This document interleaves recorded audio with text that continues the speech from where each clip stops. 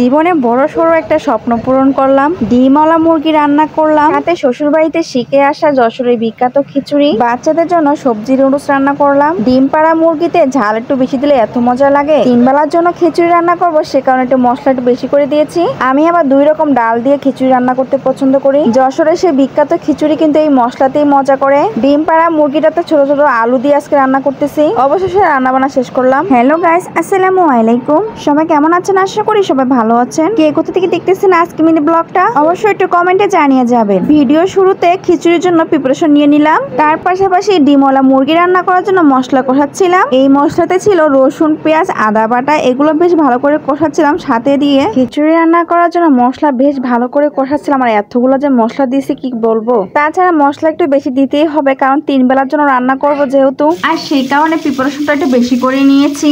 আমার শ্বশুর বাড়িতে খিচুড়ি রান্না করে সেদ্ধ চাল দিয়ে, আর সাথে তারা মসুর ডাল দিয়ে রান্না করে, তো আমি আজকে বুটের ডাল আর মসুর ডাল দুটো দিয়ে রান্না করব। চাল ডালগুলো মশলাতে দিয়ে বেশ ভালো করে কষিয়ে মাংসের জন্য মশলাটা কষিয়ে নিয়েছিলাম। প্রথমত বাটা মশলা কষিয়ে নিয়েছি, তারপর তো গুঁড়ো মশলা দিয়ে দিলাম। রান্নার ফাঁকে একটু সবজি নুডলস রান্না করছিলাম, যেটা কিনা ভিডিও করতে পারি নাই।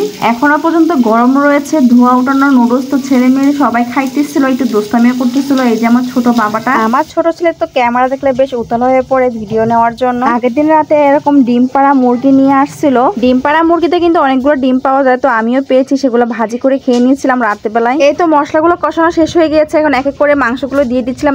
এই মুরগির মাংসগুলো কিন্তু একটু কষাতে সময় লাগে, কারণ সেদ্ধ হতে অনেকক্ষণ সময় লাগে, তো একটু সময় নিয়ে সেদ্ধ করতে হবে। বিয়ের পরপরই দেখেছি, আমার একটা স্বপ্ন ছিল এরকম ধরনের ননস্টিক প্যান কিনবো। সত্যি কথা বলতে এই ধরনের স্বপ্ন পূরণ কিন্তু প্রত্যেকটা মেয়ে করতে চায়। তো অবশেষে আলহামদুলিল্লাহ আমিও এরকম স্বপ্ন পূরণ করে নিলাম। 7 পিচের একটা ননস্টিক প্যান নিয়ে নিলাম। 4টা প্যান ছিল, সাথে ছিল 3টা ঢাকনা, তো সে মিলে দেখা গেছে 7টা ছিল আর কি। আর এই প্যানে রান্না করার জন্য আলাদা একটা খুন্তি নিয়ে নিয়েছিলাম।